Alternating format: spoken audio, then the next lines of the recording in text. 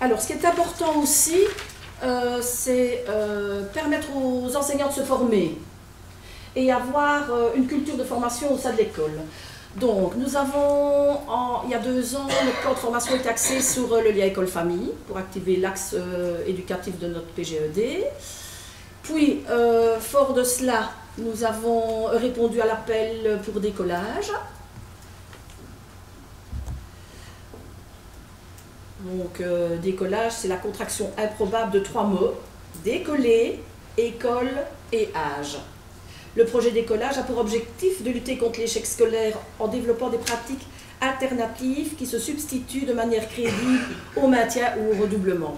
Nous avions remarqué qu'en 3e maternelle, nous avions beaucoup d'enfants dont les apprentissages, t'en parleras après. Étaient-ils prêts pour aller en première année? On se posait des questions et on a décidé, on ne se pose plus la question, on va voir l'enfant qui évolue de 5 ans à 8 ans. Donc nous, pratiquement tous nos élèves passent de 3e maternelle. Il n'y a pas de maintien en 3e maternelle. Un cas exceptionnel. Cas exceptionnel, oui. Donc voilà, mais il fallait aussi pour ça se construire des grilles.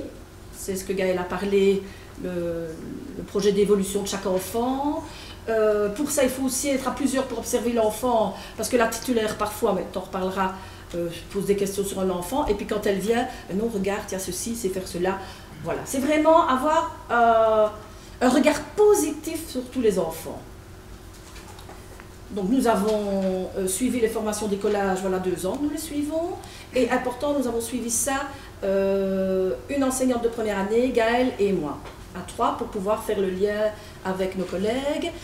Donc nous avons fait la première année, et cette année, l'année scolaire dernière, nous avons suivi la suite pour travailler les 9 matières.